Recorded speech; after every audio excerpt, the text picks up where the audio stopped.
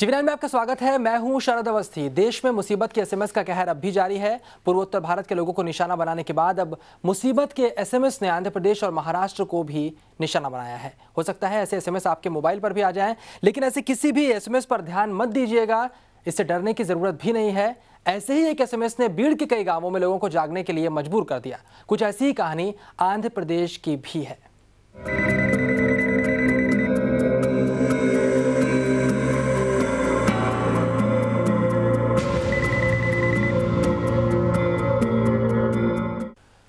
तो मोबाइल पर कई जगहों पर, चाहे वो महाराष्ट्र की बात करें चाहे आंध्र प्रदेश की बात करें, कुछ इस तरह के एसएमएस दिखाई पड़ते रहे।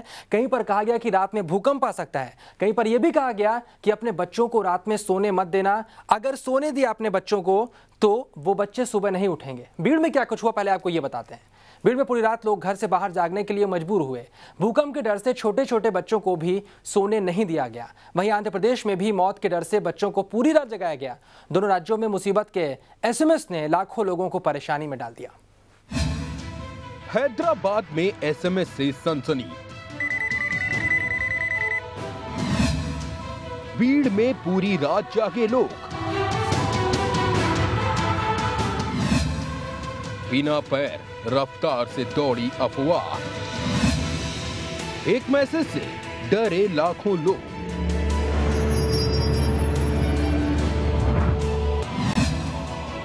पहले पूर्वोत्तर भारत बना निशाना।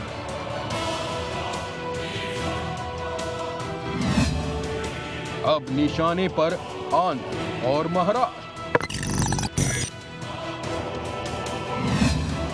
पहले फेसबुक ट्विटर ने डराया, अब डरा रहा मुसीबत का एसएमएस। कौन है देश का दुश्मन? कैसे थमेगी साजिश की अफवाह? महाराष्ट्र के बीड़ से लेकर आंध्र प्रदेश के रंगारेड्डी जिले तक सिर्फ एक एसएमएस ने लोगों के भीतर दहशत पैदा कर दी। पूरी रात लोग डर से भागते दिखे। भीड़ में लोग अपने बच्चों को लेकर सड़क पर आ गए। वहीं पुराने हैदराबाद में भगदड़ जैसी स्थिति पैदा हो गई। हैदराबाद के अलावा कुर्नूल और रंगारेड्डी जिलों में भी मुसीबत के एसएमएस ने अपना कहर ढाया। यहां भी लोग पूरी रात जागते नजर आए।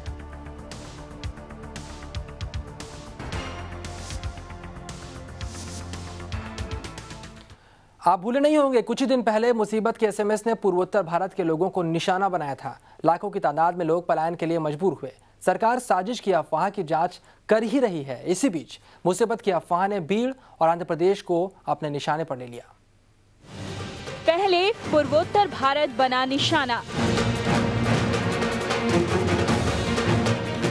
अब निशाने पर बीड़ और हैदराबाद।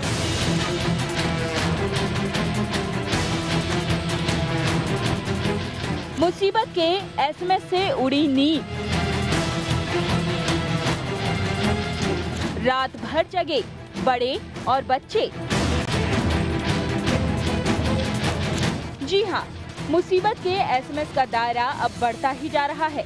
पुणे और बेंगलुरु के बाद अब निशाने पर बीड़ और हैदराबाद जैसे इलाके आए हैं। ओलसीडी से फोन आया, ये बोल रहे एक बच्ची पैदा आके बोली कहते कोसे बच्चों को नहीं सुना 3 बजे तक, नहीं तो मर जाती बोली।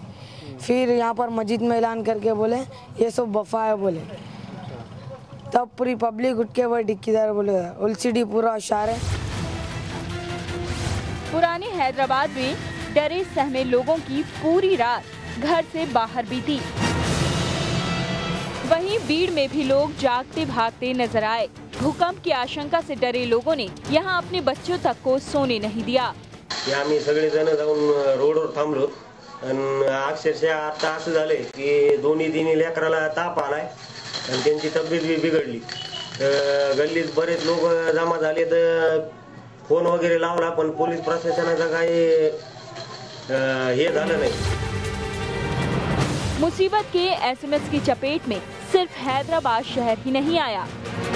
कुर्नूल और रंगारेड्डी जिलों में भी कमोबेश यही स्थिति दिखी। यहाँ किसी ने अफवाह फैला दी थी कि अगर रात में छोटे बच्चे बिस्तर पर सोएंगे तो उनकी मौत हो जाएगी। వెళ్ళి వచ్చింది అన్నారు, నిజామాబాద్కి వెళ్ళి వచ్చింది, బార్కస్కి వెళ్ళి వచ్చింది. ఇట్లానే పిల్లలకు పండ పెట్టకు 2-3 గంటలు మేల్క పెట్టు, చచ్చిపోతురు పండ పెడితే అని చెప్పారు. ఒక దర్గా ఉన్నదంట ఈడ బార్కస్ కాడ, ఆడ 10 పిల్లలు చచ్చిపోయిందని చెప్పారు. हर जगह प्रशासन साजिश की अफवाह से पूरी तरह अनजान दिखा, जबकि तेजी से फैल रहे अफवाह की वजह से हर जगह लोग परेशान दिखे। हैदराबाद से दुर्गा प्रसाद के साथ महेंद्र मुधोलकर, TV9 बीड। तो अफवाहें फैलाई गई, मुसीबत के एसएमएस घूमे और आदमी जो रहा परेशान रहा। प्रशासन को ये तक मालूम नहीं चला कि आखिरकार ये सब कुछ हो क्या रहा है। चर्चा के लिए 2 खास मेहमान जुड़ रहे हैं। संजय काटकर जुड़ रहे हैं, चीफ टेक्नोलॉजी ऑफिसर है हमारे साथ क्विकहिल टेक्नोलॉजी के। आपका बहुत बहुत स्वागत है। इसके अलावा मिलिंद देशमुख जुड़ रहे हैं, अंधश्रद्धा निर्मूलन समिति के आप सदस्य हैं। मिलिंद जी, आपका भी चर्चा में बहुत बहुत स्वागत है। ये पूरी रिपोर्ट आपने सुन ली होगी। एक एसएमएस फैलाया गया, एक बात कही गई कि रात में बच्चे सोएंगे तो सुबह उठेंगे नहीं। उसके बाद रात भर कई जिले के लोग जागते रहे। क्या कुछ कहेंगे, क्या ऐसा हो सकता है? हाँ, ये पहली बार नहीं हुआ है, ऐसे बहुत बार हुआ है। हम 25 सालों से ये काम कर रहे हैं कि ये अफवाहें फैलाने वाले कोई शरारती तत्व होते हैं, लेकिन वो लोग उनका मेन उद्देश्य क्या होता है कभी समझ में नहीं आता है। लेकिन हमारी यहाँ के लोगों की मानसिकता ऐसी हो जाती है, मतलब घर में एक ही बच्चा हो तो उसके बारे में अफवाहें फैलाई जाती है। जिनका एक ही बच्चा है तो उसे सोने मत दो, अगर सोएगा तो वो कल उठेगा नहीं। ऐसा महाराष्ट्र में तो बहुत बार संक्रांत जो त्यौहार होता है उस त्यौहार के दरमियान ऐसे बातें की जाती है। तो अफवाहें फैलाने का वो एक त्यौहार ही होता है, उस दिन हमेशा अफवाहें फैलती है। मिलिंद जी, पूरी कहानी शुरू होती है एक अस्पताल से। एक नीलोफर अस्पताल में कोई बच्ची कहती है कि रात में सोने मत देना, अगर सोएंगे तो सुबह उठ नहीं पाएंगे। और 15 बच्चों की इस तरह की मौत भी हो गई है और लगातार ये खबर फैलती रहती है। और तस्वीरों में आपने देखा होगा स्थिति क्या रही कि लोग अपने छोटे छोटे बच्चों को जिन्हें रात में सुलाना चाहिए उन्हें लेकर सड़कों पर घूम रहे हैं। मिलिंद जी, हाँ, हमने 4-5 साल पहले या 10 साल पहले ऐसा ससुन में हुआ था, पूना में हुआ था कि लोगों ने कहा था कि ऐसा बच्चा पैदा हुआ है और उसे दाढ़ी मूंछ है और पैदा होते ही वो बोलने लगा है। और इतनी भीड़ इकट्ठा हो गई कि ससुन प्रशासन को इतनी मुश्किल हो गई कि आखिर में बाहर बोर्ड लगाना पड़ा कि ऐसा कुछ बच्चा पैदा नहीं हुआ है, ऐसा कोई, यह सब अफवाह है।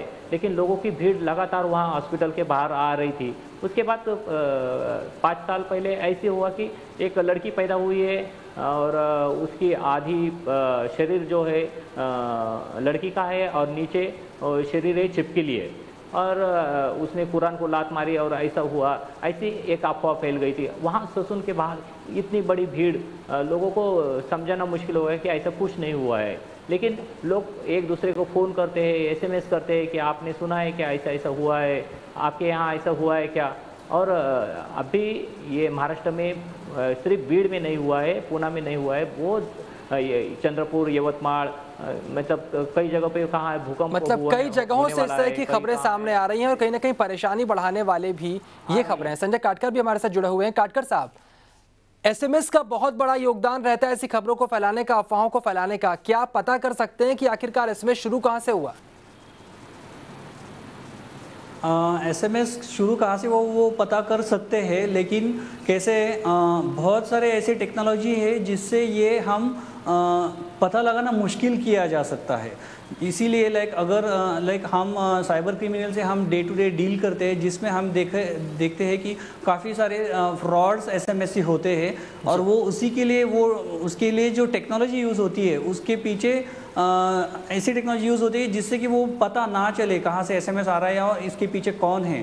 तो अगर अफवाह फैलाने के लिए ये टेक्नोलॉजी यूज़ किया गया रहेगा तो इसकी जांच करना थोड़ी मुश्किल होती है, लेकिन नामुमकिन बिल्कुल नहीं होती। बिल्कुल मालूम किया जा सकता है, नामुमकिन नहीं, थोड़ा मुश्किल ज़रूर है। लेकिन खबरें जो आई वो आपको बताते हैं। सबसे ज़्यादा हैरान करने वाली खबर हैदराबाद की है।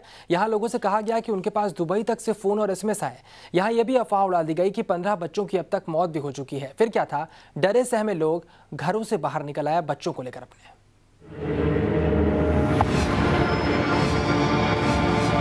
तस्वीरें हैदराबाद की हैं। पुराने हैदराबाद में लोग पूरी रात बेचैन रहे। महिलाएं अपने अपने बच्चों को लेकर घरों से बाहर आ गईं। దుబాయ్లోకి వెళ్ళి వచ్చింది అన్నారు, నిజామాబాద్కి వెళ్ళి వచ్చింది, బార్కస్కి వెళ్ళి వచ్చింది.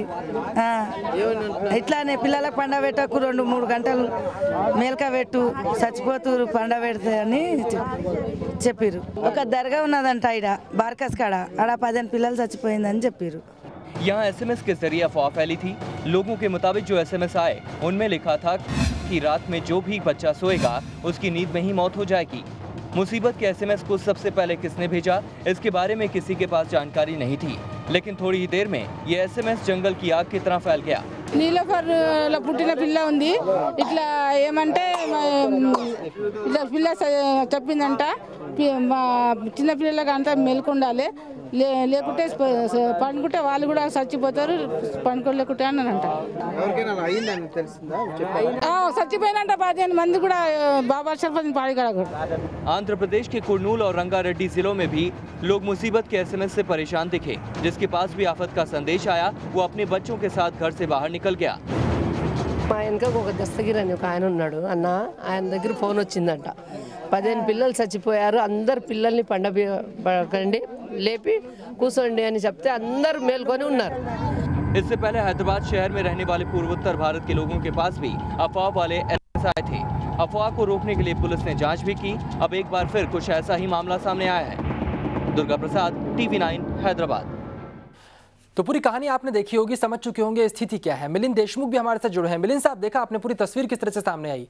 एक एसएमएस आया, जंगल में आग की तरह फैल गया, उसके बाद सब लोग घर से बाहर निकल आए। आपको लगता है कि आज के ज़माने में भी लोग इस तरह के अंधविश्वासों पर यकीन रखते हैं और कोई एसएमएस आता है, ऐसी बात कही जाती है तो लॉजिक नहीं लगाते और डर के मारे जो भी एसएमएस में लिखा होता है वो करना शुरू कर देते हैं? देखिए, साइंस जितना बढ़ते जा रहा है, हमें ऐसा लगा था कभी कि साइंस इतना बढ़ेगा तो लोगों की जो अतार्किक समझ है वो दूर हो जाएगी, लेकिन देखा जाए कि ये जो लोग हैं वो साइंस का इस्तेमाल करके लोगों में अफवाहें फैलाते हैं और वो ज़्यादा बढ़ रही है। मतलब साइंस जितना बढ़ रहा है उतनी अतार्किक समझ लोगों को ज़्यादा बढ़ रही है। 95 में 21 सितंबर को गणपति मूर्तियाँ दूध पीने लगी, ऐसी अफवाहें फैली हुई थी पूरे, सिर्फ भारत में नहीं कि बाहर से अमेरिका से फ़ोन आ रहे थे, ब्रिटेन से फ़ोन आ रहे थे कि हमारे यहाँ ऐसा हो रहा है। और तब इतना ये नहीं था, मोबाइल नहीं थे, इतने एसएमएस इतने नहीं थे, लेकिन फिर भी 2 घंटे में पूरी दुनिया में ऐसी हलचल हो गई कि पूरे भारत के लोग गणेश मूर्ति को दूध पिला रहे थे। आज देखा जाए तो आज टेक्नोलॉजी बढ़ गई है, लेकिन उसका फ़ायदा क्या हो रहा है कि लोग अतार्किक समझ, जैसे कि बच्चा अगर सोएगा नहीं तो क्या मर जाएगा, ऐसे हाँ, इसका कोई ये है क्या? जी मिलिंद जी, कैसे दूर हो सकती है समाज के अंदर इस तरह की जो भ्रांतियां फैली हैं, क्या होना चाहिए? ये तो प्रशासन ने करना चाहिए। प्रशासन के पास इतने सारे माध्यम हैं जिनके तरफ उन लोगों ने ये करना चाहिए, लोगों को समझाना चाहिए, सिखाना चाहिए। बिल्कुल, प्रशासन को चाहिए कि कहीं ना कहीं जो भ्रांतियां फैल रही हैं उन्हें रोके और पता लगाए कि कौन लोग ऐसे हैं जो भ्रांतियां फैला रहे हैं, उनको सजा मिले। ऐसे उदाहरण अगर समाज के सामने आएंगे तो शायद इस तरह लोग डरना बंद कर दे और अंधविश्वासों पर भरोसा करना भी कम कर दे। चर्चा के लिए मिलिंद जी आपका और संजय जी आपका दोनों का बहुत बहुत शुक्रिया।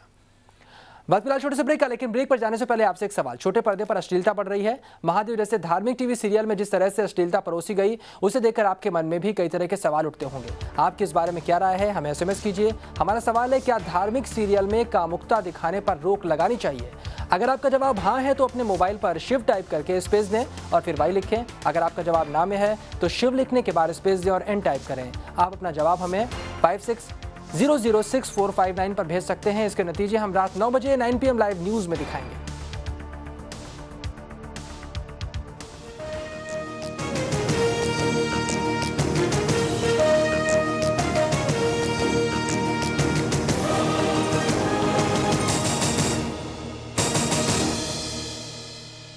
Italian technology